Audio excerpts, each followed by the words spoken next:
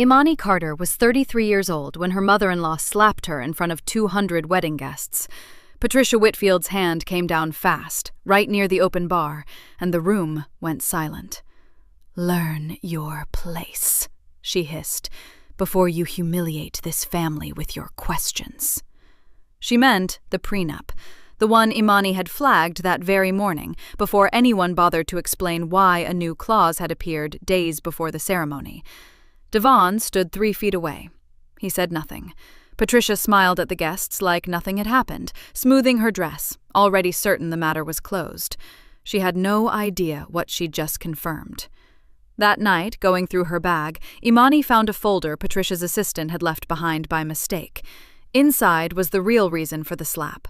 A forensic accountant by trade, Imani read it twice to be sure.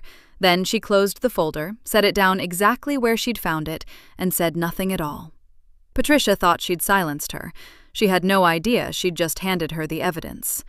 Before we dive in, comment where you're watching from today, and if stories like this speak to you, hit subscribe, because tomorrow's story is even more intense. The seating chart was Imani's third version. The first one Patricia had adjusted without telling her, moving 2 of Imani's co-workers to a table near the kitchen. The second one vanished entirely from the venue coordinator's inbox. A technical error, Patricia said with a polished shrug. So Imani built the third one herself, printed 4 copies, laminated them, and hand-delivered them to the venue manager the morning of the wedding. She also kept one folded in her small clutch, right beside her lip gloss. That was just how she operated. She moved through the Whitfield estate's main hall now, glass of sparkling water in one hand, her eyes sweeping the room in quiet, efficient passes. Round tables draped in ivory linen, candles burning low in crystal holders. Flowers, white ranunculus and dusty miller, arranged exactly as she'd specified in the vendor contract she'd renegotiated herself after Patricia forgot to confirm the original florist's deposit. 300 guests filling the space with warm noise, laughter rolling up toward the vaulted ceiling. It looked perfect. Imani had made sure of that. She paused near the far window, checked the time on her phone. The caterer was 12 minutes behind on the second appetizer round. She fired off a quick text to the event coordinator. Polite, specific, no room for misunderstanding. Then she tucked the phone away and smoothed the front of her gown. The dress was her mother's choice, in a way. Not the actual fabric. Her mother, May Carter, had died 3 years ago, a Tuesday in March, a hospital room that smelled like antiseptic and old coffee. But Imani had described the style to her in a phone call years before any of this existed, back when marriage was still a hypothetical. "Something simple," she'd said. "Clean lines, nothing that tries too hard." May had laughed and said, "Baby, you've never tried too hard a day in your life. That's your whole problem and your whole gift." The dress was ivory crepe, fitted through the waist, with long sleeves and a modest train. Simple, clean, exactly right. She spotted Devon across the room. He was laughing at something his college roommate said, his hand loose around a champagne flute, his smile the easy, open one she'd fallen for 2 years ago at a mutual friend's dinner party. He was handsome in his navy suit, relaxed in the way wealthy people often were at their own events, comfortable in spaces built for them, unhurried, unworried. He glanced up and found her eyes. His whole face shifted, warmth moving through it like the lights had come up. He lifted his glass slightly, just for her. She smiled back. She meant it. He started to cross the room, but his mother caught his arm. Patricia Whitfield moved like someone who had never once doubted she belonged at the center of every room she entered. 61 years old, silver-haired, dressed in a champagne column gown that probably cost more than Imani's first car. She had Devon's same strong jaw, but where his face was open, hers was composed, controlled, like a mask worn so long it had become the face underneath. She said something to Devon. He laughed again, softer this time, and stayed. Imani watched him stay. She didn't let herself feel anything about it right now. There was a dinner timeline to manage. The toast happened at 7:15. Patricia stood at the center of the room with a microphone, a champagne flute, and the warm, practiced smile of a woman who had given hundreds of public remarks. She talked about Devon's father, Gerald, and how proud they were. She talked about legacy and family. She used the word stewardship twice. Then she turned to Imani. "And Imani," she said, her voice smooth as polished stone, "we hope you'll find your footing here. A family like ours, our history, our responsibilities, it's a lot for anyone to step into." A small, gracious pause. "We're patient people. We know it may take some time before you feel truly ready." Soft laughter from a few tables, polite smiles from people who hadn't heard the edge in it.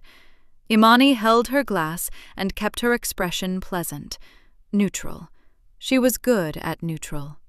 Patricia found her just after 8, near the bar at the edge of the main room.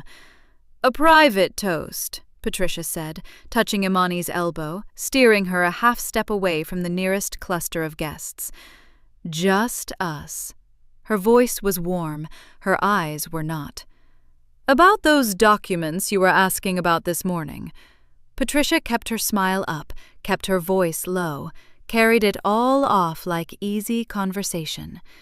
"The prenuptial addendum."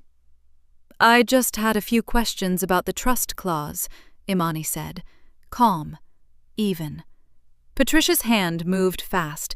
The sound was small and sharp, like a single note struck on a hard surface. Imani's cheek burned. The room around them went briefly, terribly quiet. "Learn your place," Patricia said, still smiling, her voice barely above a whisper. "And stop asking questions about things you don't understand." Imani heard a woman nearby inhale sharply, heard a glass get set down too hard. She turned her head and found Devon. He was 4 feet away. He had seen everything. His face had gone white. His mouth had opened slightly, like he was about to speak, like the words were already forming somewhere behind his teeth. He didn't speak. He stood there, still, silent. Imani looked at him for exactly 1 moment. Then she turned back, smoothed the front of her gown with one hand, and walked back into the reception. Her expression gave away nothing at all. The bridal suite was on the 3rd floor of the estate. Someone had prepared it during the reception. Rose petals on the bed, a bottle of champagne sweating in a silver bucket, 2 crystal flutes set side by side on the dresser. It was meant to look romantic. It looked like a staging. Devon sat on the edge of the bed and pulled off his shoes. He still hadn't said much. On the car ride up, he'd reached for her hand, and she'd let him take it, and neither of them had spoken. She wasn't sure what she would have said anyway. "Tonight was beautiful," he said now, setting a shoe down. His voice was tired. "Despite everything, it was still beautiful." Imani didn't answer right away. She was standing near the window, reaching for the zipper on her garment bag. "It was," she said, quiet, neutral. Devon looked at her. She could feel it without turning around. "I know," he started. "I know what happened at the bar was... Imani, I'm sorry. She weighs out of line." "You should get some sleep," she said. "We have an early car." He sat with that for a moment. Then he lay back, one arm over his face, and let out a long, slow breath. She listened to his breathing even out over the next 20 minutes. That was how Devon handled hard things. Not by avoiding them exactly, but by postponing them, folding them up and tucking them somewhere until tomorrow, or the day after, or whenever the air felt easier. He was asleep before she'd finished repacking. She found the folder by accident. She was stacking the wedding paperwork into her travel bag, vendor receipts, the signed venue contract, the final headcount sheet, and there it was, slipped between the seating chart printouts and a folded copy of the ceremony program. A plain manila folder, slightly thicker than the rest, with no label on the tab. She almost set it aside. She didn't. Inside were documents she recognized immediately. The prenuptial agreement. The same set she'd been handed 3 days ago. The same stack she'd been quietly reviewing when she found a clause that didn't match the version Devon's attorney had described to them weeks before. She hadn't had a chance to read it fully that morning before Patricia's assistant had swept it back off the table, apologetic, saying she'd handed her the wrong copy. She sat down in the chair by the window, the folder open across her knees, and started reading. The room was quiet except for Devon's slow breathing and the faint sound of the estate's grounds crew somewhere below, folding up the night. She found the clause on page 7. It was written the way financial misdirection usually was, carefully, technically, nestled between standard language so that anyone not trained to read these structures might skim right past it. A consulting services trust, established in Patricia Whitfield's name, described as a vehicle for ongoing advisory compensation related to future estate management. The language made it sound routine, professional, like something Gerald's attorneys had suggested years ago and simply carried forward. But Imani read the funding mechanism. A percentage of Devon's inheritance disbursements, triggered any time he drew from the estate's managed assets, would route into the trust first, automatically, without requiring Devon's authorization at each occurrence. Patricia would hold sole discretionary control over those funds. They would not be considered joint marital assets. Imani sat very still. She read it again. She wasn't misreading it. The clause wasn't there to protect the estate. It wasn't a standard advisory arrangement. It was a drain. Quiet, legal, almost invisible if you didn't know what you were looking for. Positioned so that Patricia would continue drawing from Devon's inheritance without his wife's knowledge, and without either of them having to discuss it. As long as Imani never looked closely, it would just keep running. That was the whole point. The slap hadn't been about etiquette. It hadn't been about Patricia's temper, or a mother's possessiveness, or a bad moment on a tense evening. It had been a warning, delivered fast and hard because Imani had gotten too close, because she'd looked at the paperwork too carefully, because Patricia had needed her to stop asking questions before she found exactly what Imani was now looking at. She sat with that for a moment. Then she closed the folder, set it on the arm of the chair, and looked across the room at Devon asleep on the bed. His face was relaxed. His breathing was slow and steady. He had no idea. She looked at him a second longer. Then she looked away. She picked up her phone. She opened the camera. She photographed every page. Slowly, carefully, making sure each one was fully in frame and legible. She didn't rush. She didn't miss anything. When she reached the last page, she went back and confirmed that the trust clause was captured clearly, the language sharp and readable on the screen. Then she closed the folder exactly as she had found it. She set it back between the seating chart printouts and the ceremony program. She straightened the edges until the stack looked undisturbed. She set her phone face down on the nightstand and sat back in the chair. The rose petals on the bed hadn't moved. The champagne was still sweating quietly in its bucket. She didn't touch either of them. The balcony door opened without a sound. Imani stepped out into the early morning, pulling it closed behind her. The estate's back lawn stretched below her in the gray pre-dawn light. White tent frames being broken down, folding chairs stacked in long rows, the ghost of last night still being quietly disassembled. She stood at the railing in her robe and looked at it for a moment. Then she dialed Renee. It rang twice. "I was wondering when you'd call." Renee's voice was alert, no grogginess. She'd probably been waiting since last night. "How bad?" "I need you to listen before you react," Imani said. "All the way through." A pause. "Okay, I'm listening." Imani kept her voice low and even. She described the folder, the prenup, page 7. She walked Renee through the trust structure the same way she would walk a client through a flagged audit finding. The entity name, the funding mechanism, the automatic disbursement trigger, the sole discretionary control. She used the exact language from the clause. She didn't editorialize. When she finished, the line was quiet for a second. Imani? Renee's voice had shifted, tighter now. That's not a standard advisory arrangement. No. That's a siphon. Yes. Okay. She could hear Renee moving, the sound of her sitting up straighter somewhere. So, you need to wake Devin up right now and show him those photos. And you need to seriously consider whether you get on that plane this morning. No. Imani! Think about what happens if I do that. Imani's voice stayed level. I walk Devin through documents he hasn't read yet, on 0 sleep, an hour before we're supposed to leave. He doesn't have the background to read that structure on his own. He'll go straight to his mother for an explanation. She paused. And Patricia will have an explanation ready. She's had one ready since she inserted that clause.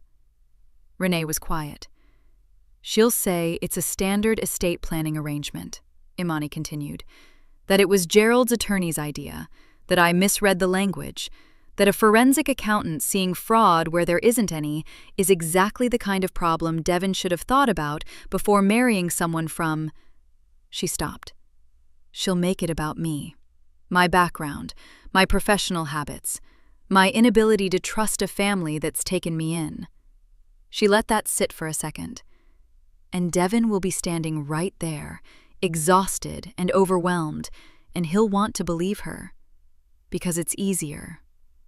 Another silence. You know I hate that you're right, Renee said. I know. So what are you doing? Imani looked down at the lawn. 2 workers were folding up the last section of white tent, moving slowly in the cool air. I'm going on my honeymoon. I'm going to be present for it. And when we get back, I'm going to pull every public filing on Whitfield Capital Partners that I can access, and I'm going to find out whether this trust is a one-time move or part of something bigger. You think it's bigger? It wasn't really a question. I've flagged this exact structure before, Imani said. 3 times. All 3 were concealment vehicles. You don't build this kind of mechanism for a small favor. You build it because you need consistent, quiet access to money that isn't yours. She paused. This isn't the only thing she's hiding. I'd bet on it. Renee exhaled slowly. And Devin? Imani didn't answer right away. A light had come on in one of the lower estate windows. The workers below moved steadily, unhurried, folding and stacking. He was standing 4 feet away, she said finally. When his mother did what she did, he watched the whole thing. I know, Renee said, softer now. I'm not ready to talk about that part yet. Her voice didn't waver, but she meant it. One thing at a time. Okay. Renee's tone shifted back into something practical, steady, the way she always steadied when Imani needed her to.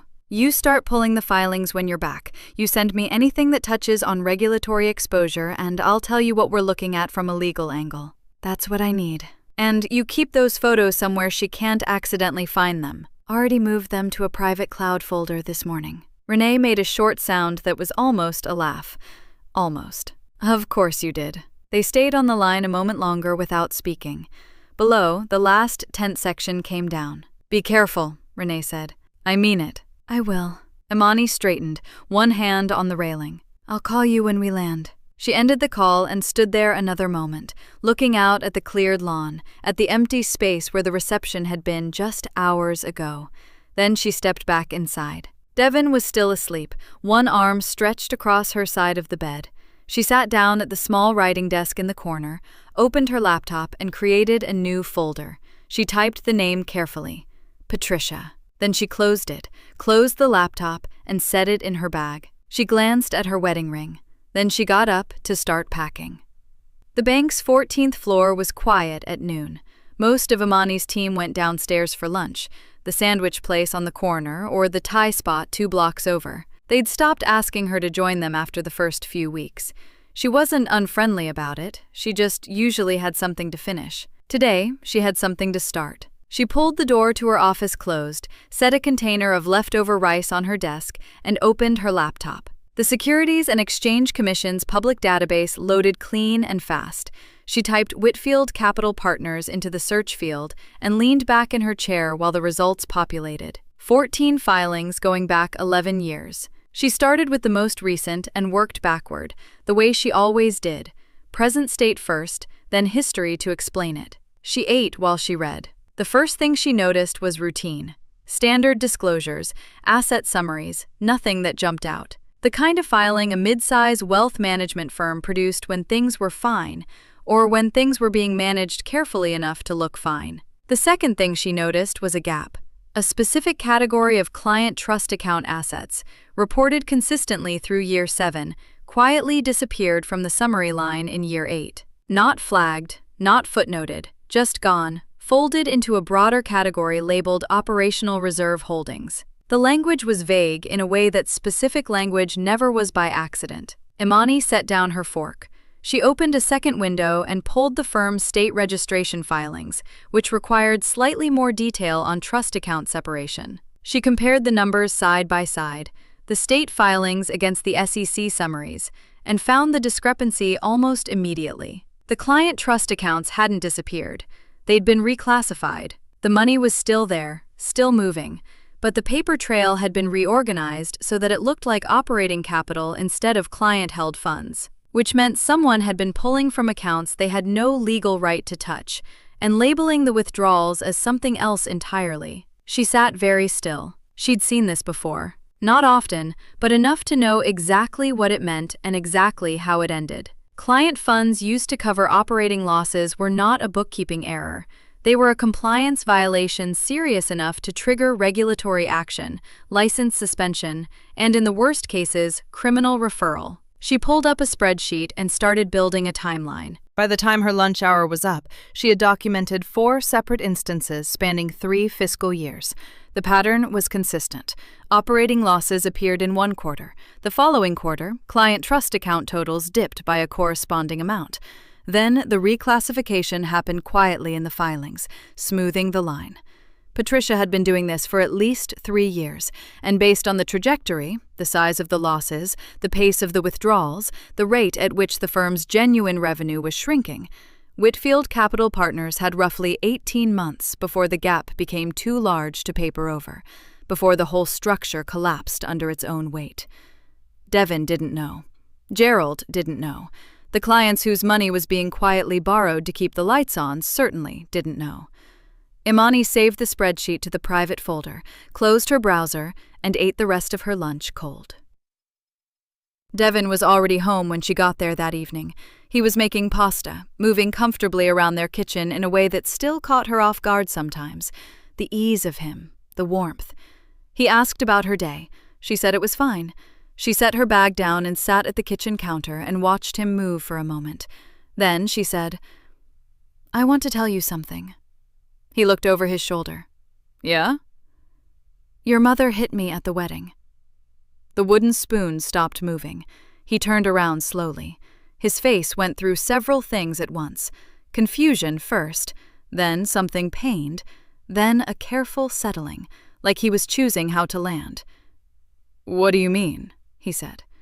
"When she pulled me aside near the bar," Imani said, "she slapped me, across the face, and told me I needed to learn my place and stop asking questions about the prenup paperwork." Devin put the spoon down. He came around the counter and stood in front of her, and she could see genuine distress on his face. Real, not performed. His jaw was tight. "Imani, I didn't see—" "You did see," she said. Calm, quiet. "You were standing 4 feet away. You saw the whole thing." He was silent for a second. The pasta water bubbled on the stove. "I'm sorry," he said. And he meant it. She could tell he meant it. I froze. I didn't know what to do." He exhaled. "She's protective. She gets in her head about things, and she doesn't always handle it the right—" "I hear you," Imani said. He reached for her hand. She let him take it. "She didn't mean it the way it came across," he said. "She was stressed. The wedding, the family optics. She panics. She's not a bad person, she just—" "I hear you," Imani said again. It was the same voice she used at work when a client explained away something she'd already documented. Patient, unrevealing. She had learned a long time ago that sometimes the most important thing you could say was nothing at all. Devon squeezed her hand. She squeezed back. After dinner, she told him she was tired and went to bed early. She lay in the dark for a few minutes, listening to him clean up in the kitchen. Then she got up, opened her laptop, and began organizing the documents. The answer was in the industry archives. Imani found them on a Tuesday, during her lunch break, the same quiet hour she'd been using all week. She wasn't looking for a name specifically, she was looking for a pattern. A forensic accountant didn't just follow money, she followed behavior, and behavior repeated itself. She started with a professional database her firm subscribed to, a legal and financial records aggregator used mostly for due diligence on merger cases. She typed in Whitfield Capital Partners and filtered by personnel changes. Partnership departures, exits. 3 came up. 2 were retirements. Clean, documented, unremarkable. The third was a woman named Dr. Carolyn Voss. Imani read her name twice, then started clicking. Carolyn Voss had joined Whitfield Capital Partners as a junior partner 11 years ago. She had a background in compliance, the kind of sharp, methodical expertise that made her exactly the sort of person who would notice something off in the books. By all accounts, she'd been good at her job. Her client retention rate was documented in a trade publication profile from her second year at the firm. Her name appeared alongside Patricia's in 2 industry event programs, always a step behind, always listed second. Then, 8 years ago, she was gone. The departure itself wasn't unusual. People left firms. But Imani kept pulling threads. She found a short item in a regional business journal, the kind of publication that covered wealth management the way a local paper covered city council meetings. The piece was careful, hedged, the way journalism got when lawyers had already made phone calls. But the shape of it was clear enough. Questions had been raised, it said, about Dr. Voss's professional judgment and client management approach. Sources close to the firm, unnamed, described a pattern of internal friction and suggested Dr. Voss had struggled to adapt to the firm's culture. The piece ran 3 weeks before Carolyn Voss's name disappeared from the firm's website entirely. Imani leaned back in her chair. She thought about the timeline. She pulled up the financial records she'd already built and cross-referenced. The first reclassification she'd found, the earliest evidence of trust account misuse, dated back 9 years, 1 year before Carolyn Voss left. She opened a new tab and searched Carolyn Voss's name directly. It took 15 minutes to find her. She was now a compliance officer at a small credit union in another state, a significant step down from junior partner at a firm like Whitfield Capital. Her LinkedIn profile was sparse, no mention of Whitfield at all, just a quiet, careful professional resume with a gap smoothed over like a scar someone had learned not to explain. Imani sat with that for a moment. Then she went back to the Business Journal article and read it again, slower this time. Questions about professional judgment. That was what they'd said. Not misconduct, not ethics violations, just quiet, persistent doubt seated in the right places at the right time to make sure that when Carolyn Voss raised her hand and pointed at something wrong, nobody would take her seriously enough to look. Patricia hadn't fired her. She'd discredited her first. Imani understood it the way she understood the trust account reclassification, not because it was complicated, but because she recognized the structure. The same method applied to a person instead of a ledger. Reorganize the record. Obscure the origin. Make the thing you want hidden look like something else entirely. She thought about her own wedding reception, the gasps from the guests near the bar, Patricia leaning in close, her voice low and sharp, choosing that moment, the morning after Imani had asked questions about the prenup, questions Patricia couldn't answer cleanly. It hadn't been impulsive, it had been a calculation. If Imani was crying or angry or visibly rattled, then the story became about Imani, about her reaction, about whether she was stable, whether she was difficult, whether she was the kind of woman who caused scenes at her own wedding. Patricia had tried to light a fuse and watch Imani detonate herself. She hadn't counted on Imani going quiet. Devon brought it up over dinner that evening. Grilled salmon, a salad he'd put together himself, the kind of easy weeknight meal they'd fallen into in the short weeks of their marriage. He'd been building toward something since he sat down. She could tell by the way he kept starting sentences and stopping them, rearranging his fork. Finally, he said, "The firm event is coming up. Next month. Mom will be there." Imani looked at him. "I just think, for the sake of keeping things smooth, it might be worth letting the whole thing go." Moving forward. He met her eyes, careful and earnest. "For the family." She held his gaze for a moment. Then she nodded, slow and even. "I'll think about it," she said. He looked relieved. He reached over and touched her hand briefly, then went back to his salmon. After dinner, she went to her home office and sat down at her desk. She opened the file labeled Patricia. She created a new tab. She labeled it Carolyn Voss, Prior Pattern. She added the journal article, the timeline comparison, the LinkedIn profile, the dated records of the first reclassification against the year of Voss's departure. Then she sat back and looked at what she had. Not an incident, a method. The coffee shop was Sandra's pick, a small place near the art district, the kind of spot with mismatched chairs and a chalkboard menu, and good light coming through the front windows in the late morning. Imani arrived first. She ordered a plain black coffee, found a corner table away from the door, and set her phone face down. She wasn't recording this. Not yet. Sandra wasn't a target. She was a question Imani hadn't finished answering. Sandra came in 5 minutes later, slightly out of breath, her natural hair pulled back loosely, a canvas tote bag over one shoulder. She was 29 but looked younger when she smiled, which she did immediately when she spotted Imani. "I'm so glad you reached out," she said, dropping into the chair across from her. "Devon never tells me anything. I always have to find out what's going on from Mom, which is—" She trailed off and made a small, tired gesture with her hand. "I know what you mean," Imani said simply. Sandra laughed, short and a little rueful, and waved down a server. They talked easily for the first 20 minutes. Sandra asked about the honeymoon, about Imani's work, about whether they were thinking about getting a dog. Imani answered warmly, asked questions back, let the conversation breathe. She wasn't rushing toward anything. She was listening, the way she always listened, for the moment when something useful would surface naturally, without being pushed. It came when Sandra started talking about the firm. "Devon keeps saying he's going to take on more responsibility there," Sandra said, wrapping both hands around her mug. "But I swear, every time it seems like it's actually going to happen, something shifts and suddenly it's... not yet. Not the right time." She shook her head. "He's been saying it for 2 years. Imani kept her expression neutral. "Has something changed at the firm? In terms of structure?"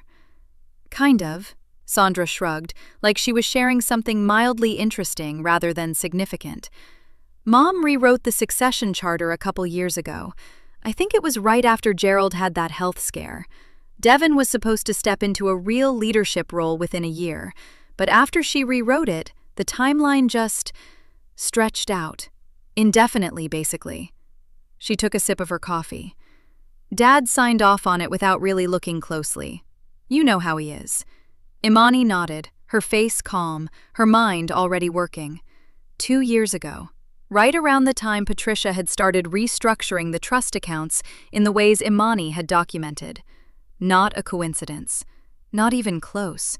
The picture finished assembling itself in her head with the quiet, satisfying click of a lock turning over.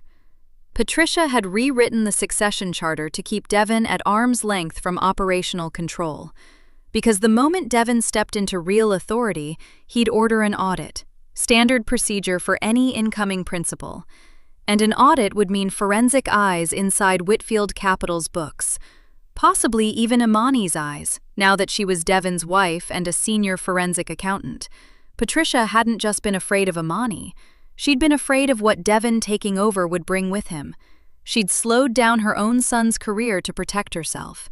hidden it inside language about readiness and the right time, the same kind of language she'd used on Carolyn Voss, the same quiet manipulation aimed at the same quiet goal. Imani picked up her coffee and let a beat of silence pass. "Sandra," she said carefully, "has she done this before?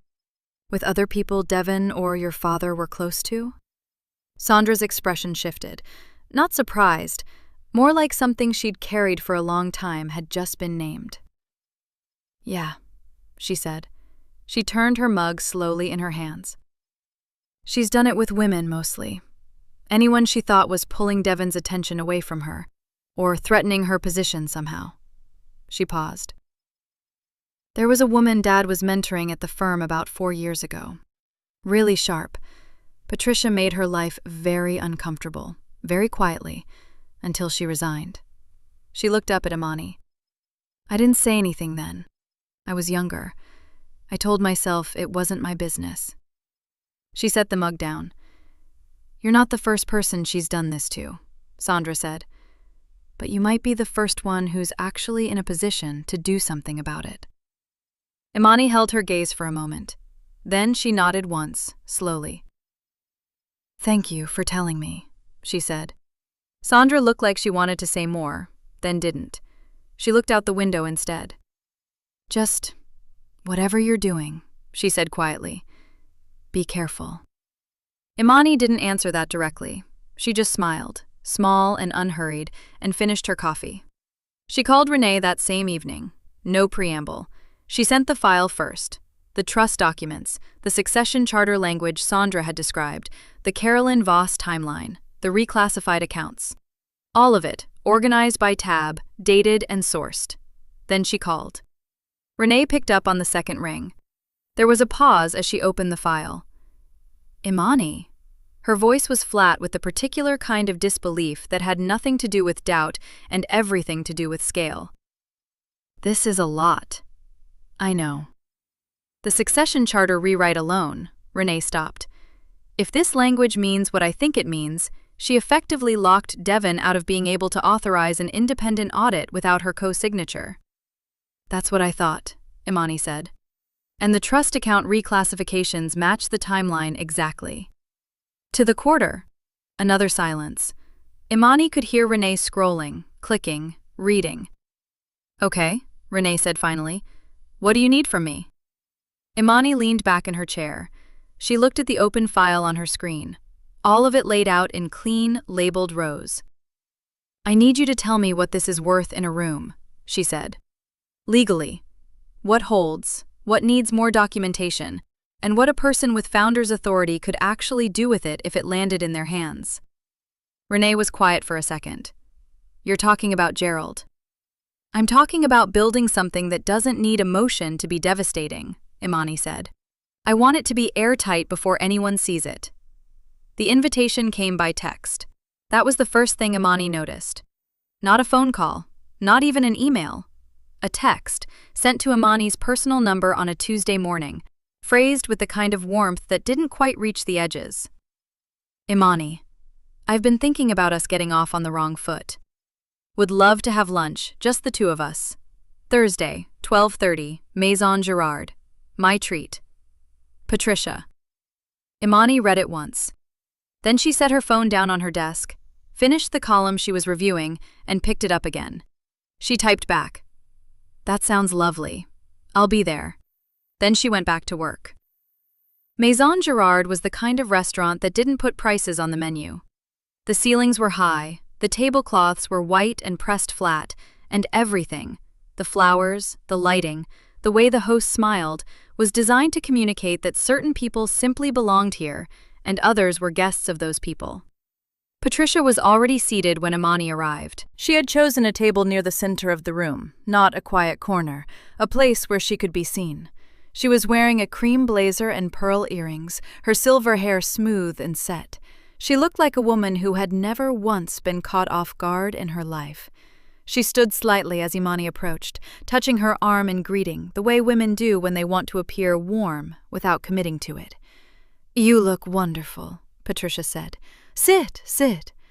Imani sat. She smoothed her napkin into her lap and smiled. Her phone was already recording, face down in her jacket pocket. She had started it in the car. They ordered. Patricia steered the conversation through safe water first. How Imani was settling in, whether she and Devon had thought about a larger place, a brief mention of a charity event coming up in the spring. Imani answered each one pleasantly, asking follow-up questions, letting Patricia feel the rhythm of the lunch moving exactly where she wanted it to go. She was good at this, sitting inside a conversation without controlling it, letting the other person believe they were driving. The addendum appeared with the salads. Patricia reached into her structured handbag and set a small envelope on the table beside Imani's plate. Unhurried, casual almost. "I wanted to bring something," she said. "As a gesture, a real one." She folded her hands. "When two families come together, there are always adjustments, paperwork that needs updating. This is just a small addendum to the prenuptial agreement. It formalizes that the firm's financial matters stay internal to the family's existing structure." She smiled. "It's a trust gesture, really. Something to make things cleaner for everyone." Imani picked up the envelope.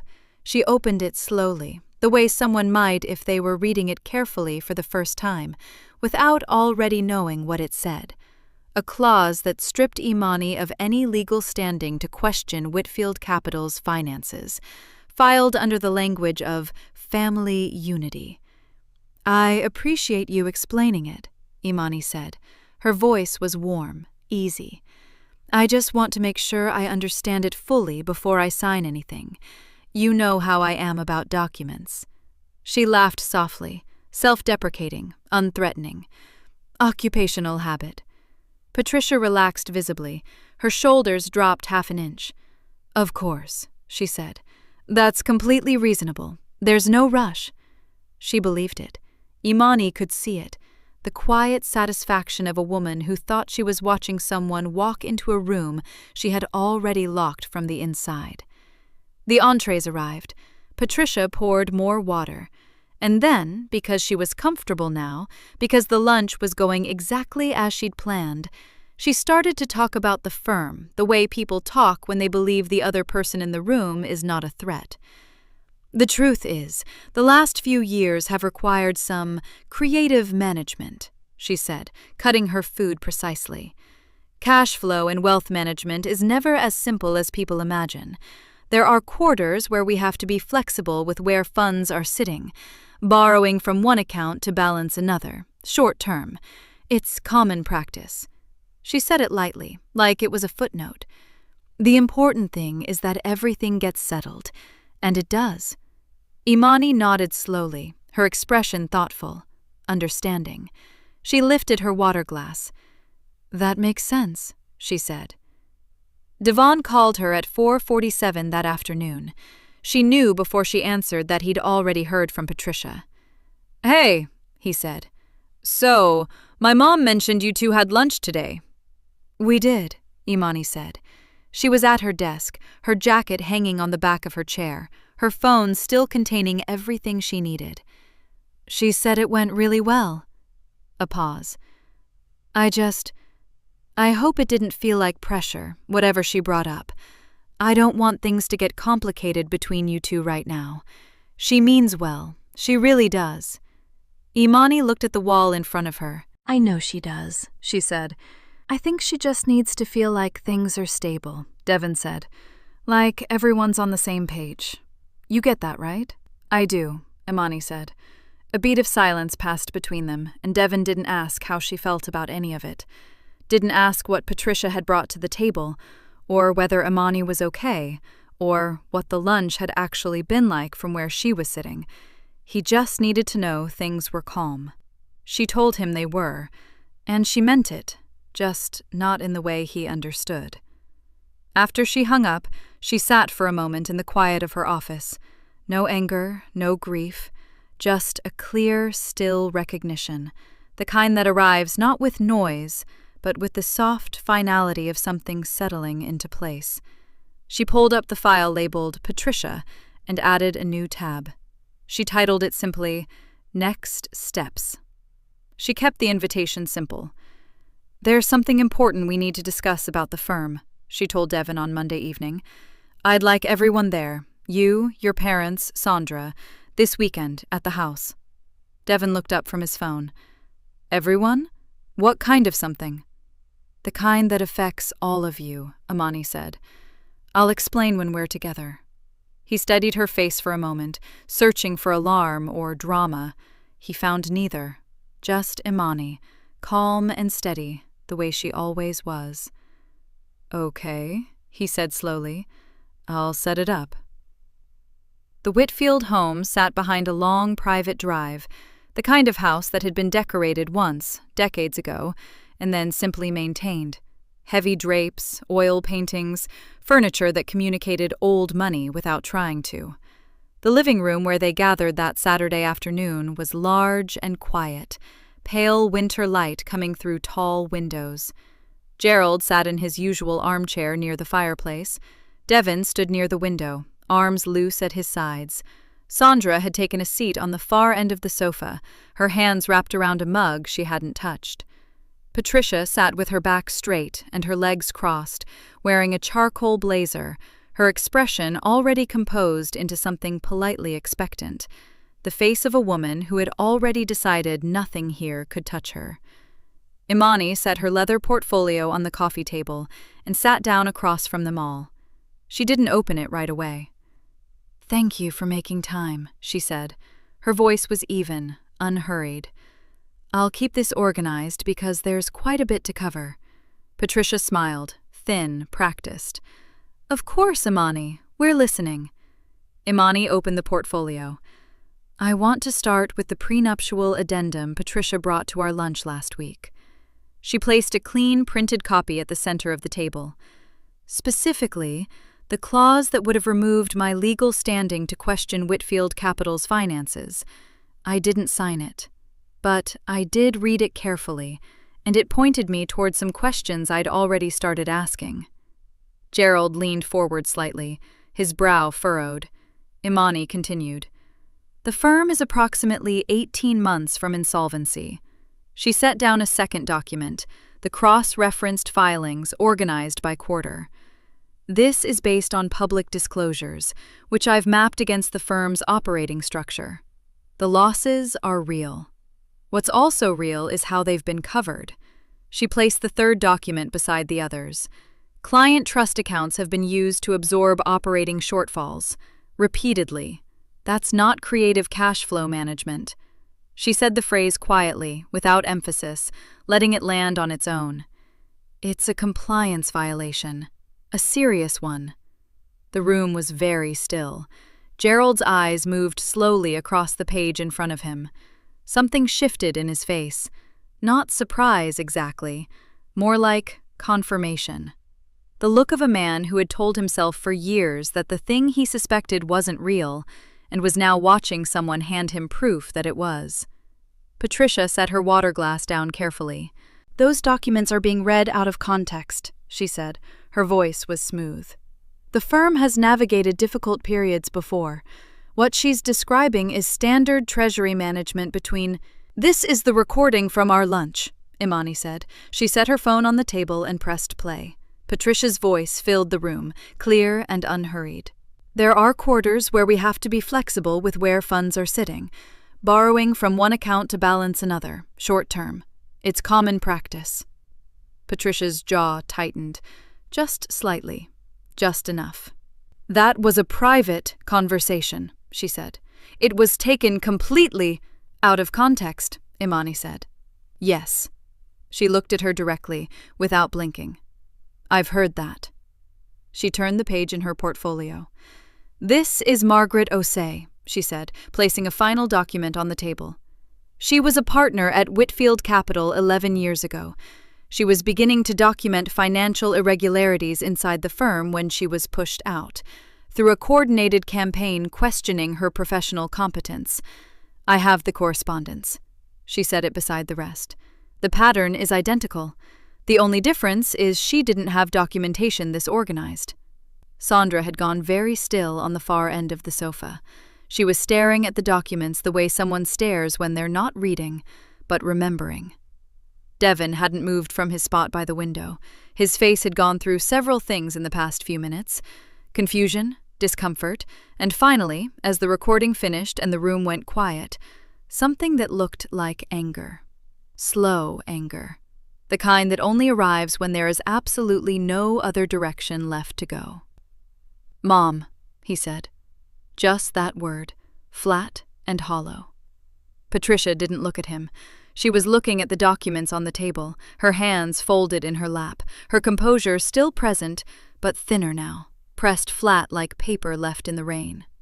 Gerald picked up the insolvency filing. He turned it over once, then held it in both hands and read it slowly. When he finished, he set it down. "I need to review the original partnership agreement," he said quietly. "There are provisions in the founder clause I haven't looked at in a long time." He didn't say anything else. He didn't need to. Patricia stood from her chair. Her face was composed. Her hands were not. She walked out of the room without a word. Gerald called Devon on Monday morning. Imani wasn't invited. She didn't expect to be. She'd handed them the match. What they did with it wasn't her job anymore. The offices of Whitfield Capital Partners occupied the 14th floor of a building downtown. All glass and polished stone, the kind of space designed to make clients feel that their money was safe. Patricia had chosen the decor herself. Every piece of furniture, every framed credential on the wall. Her fingerprints were on all of it. Gerald arrived early. He sat at the head of the conference table with the original partnership agreement in front of him. A thick document, bound in dark blue, drafted 32 years ago when the firm was still just a name and an idea. He'd read the founder clause twice the night before, and once more that morning. The language was plain. He hadn't needed a lawyer to interpret it. Devon arrived next, then Sandra. Neither of them spoke much. The room had the feel of something already decided, where words were just formality. Patricia walked in last, composed, her charcoal coat buttoned to the top. She scanned the room the way she always did, measuring, positioning. Then she saw the partnership agreement on the table. Something moved behind her eyes. Fast. Gone. She sat down. "Gerald," she said, "I'd like a chance to address the concerns from Saturday before—" "I've reviewed the founder clause," Gerald said. His voice was quiet, careful, the way a man speaks when he has waited too long to say something and wants to get every word right. Article 7. Original controlling authority over operational appointments, retained by the founding partners in the event of a material breach of fiduciary conduct. Patricia's chin lifted slightly. That clause was written for hypothetical circumstances. It's never been— "I'm invoking it now," Gerald said. He slid a single sheet of paper across the table toward her. "Effective today, you are removed from operational control of Whitfield Capital Partners. Your signing authority on firm accounts is suspended." The room was silent. Patricia looked at the paper. She didn't touch it. "You're making a mistake," she said, steady, still. "Without me managing client relationships, this firm loses." "The compliance officer has already been contacted," Gerald said. He folded his hands on the table. "The trust account records have been submitted for review. That process is out of our hands now." Patricia turned to Devon. He was looking at the table. "Devon," her voice changed, softer now, pulling at something. "You know how hard I've worked. Everything I've built for this family. For you." Devon looked up. His face was tired in a way that went past one sleepless night. "Mom," he said, "the recording, the documents. I sat there and listened to all of it." He paused. "I don't know what you want me to say." She waited for him to say more. He didn't. Patricia looked at Sandra next. Sandra looked back at her. No apology in it. No anger either. Just a kind of quiet that said she had already made her decision before she walked in. Patricia stood. She smoothed her coat with both hands, a slow and careful gesture, the way a person tidies themselves when there is nothing left to control but their own surface. She picked up her bag. She walked out the same way she had on Saturday, without a word. But this time, Imani wasn't watching, and somehow that was the part Patricia would feel the longest. The apartment was quiet when Devon got home that evening. Imani was sitting at the kitchen table, both hands around a glass of water. She hadn't turned on much of the lights, just the one over the table. Devon set his keys down. He looked at her, and something in the way she was sitting, still, unhurried, already arrived at wherever she was going, told him this wasn't a conversation he could steer. He sat down across from her. "It's done," he said. "My father invoked the founder clause. She's out." Imani nodded. "I know." A silence settled between them. "I want to say something," Imani said, "and I want to say it plainly." She looked at him directly. "I'm filing for an annulment." Devon went very still. "Imani, I can't stay with someone who watched me get hit," she said. Her voice didn't waver. There was no heat in it, just the clean, final edge of a decision she'd been carrying for weeks. "And then, when I told you about it, asked me to let it go. For the family." She let that sit for a moment. "I didn't marry you to manage your mother's feelings, and I didn't marry someone who stays silent when it counts." "That's not fair," Devon said. His voice cracked at the edges. "I was in shock. I didn't know how to." "I know," she said, and she meant it. "I believe that's true. Then give me another chance." He leaned forward, his hands open on the table. "I'm asking you, please. I know I failed you. I know that. But I'm asking you for another chance." Imani looked at him for a long moment, at the man she had loved, who had loved her back in all the ways that didn't cost him anything. "Some moments don't get a second chance to be the first time," she said quietly. "You had your chance on that dance floor, Devon, and you chose silence." She stood. "That was your answer." She picked up her glass, walked to the sink, and rinsed it. Then she left the room. The new office was on the 22nd floor. Imani liked that detail more than she expected to. Not because of the height, but because of the light. Floor-to-ceiling windows faced east, and in the mornings the sun came in flat and clean and lit everything up without asking permission. She arrived early on her first official day as division lead of forensic compliance at Meridian Financial Group, the same way she'd arrived at every job she'd ever had. Before the noise, before the performance of the day began. She set her bag down, arranged her files the way she liked them, oldest case on the left, active work in the center, clean paper on the right, and stood at the window for a moment, her coffee warm in her hand, looking out at the city below. It had taken 1 year to get here, not a long year exactly, a full one. The call from Meridian had come 6 months after the annulment was finalized. Her contact there, a senior director named Willis, who she'd crossed paths with twice at compliance conferences, had been direct about it. "We heard how you handled the Whitfield matter," he'd said. "Clean documentation, no leaks, no litigation circus.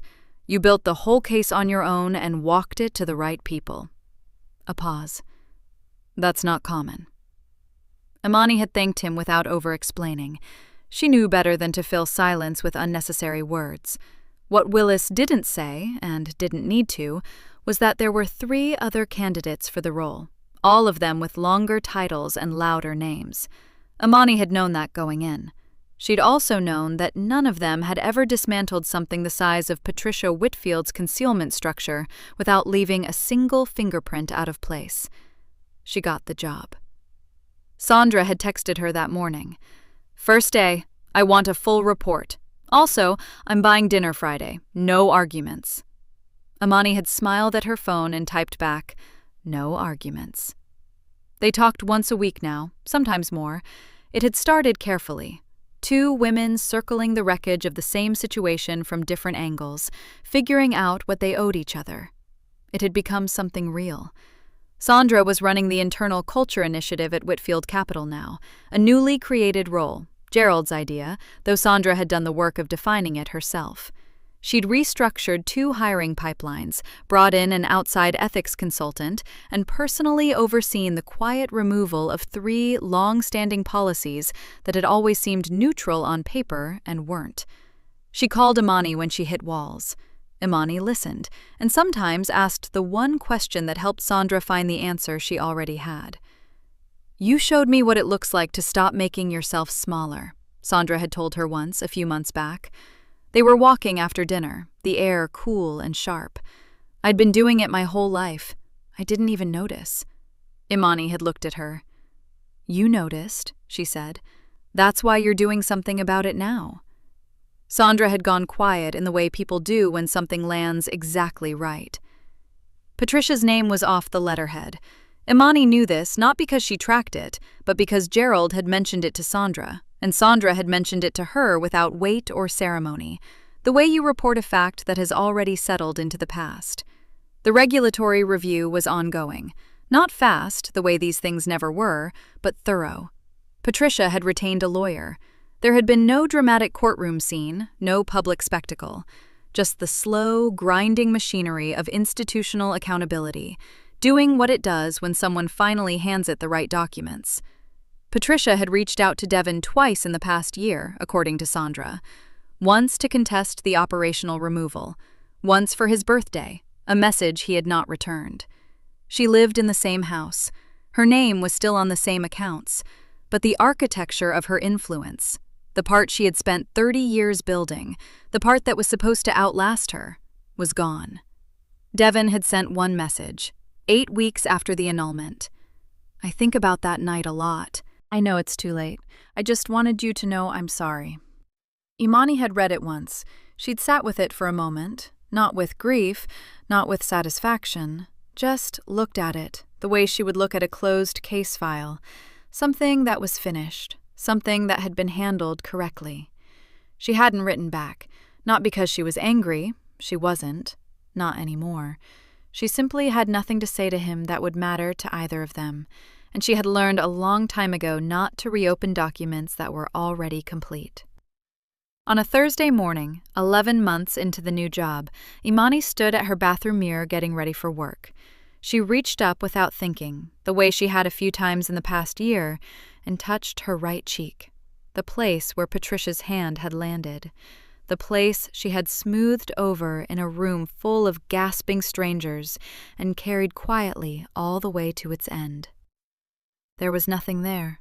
There had been nothing there for a long time, just her own face, unhurried, looking back at her. She smiled, not at the memory, at what had replaced it. Thank you for watching until the end. If this story meant something to you, hit subscribe and turn on notifications. I've got 2 stories on the screen that you have to watch next. Have a great day!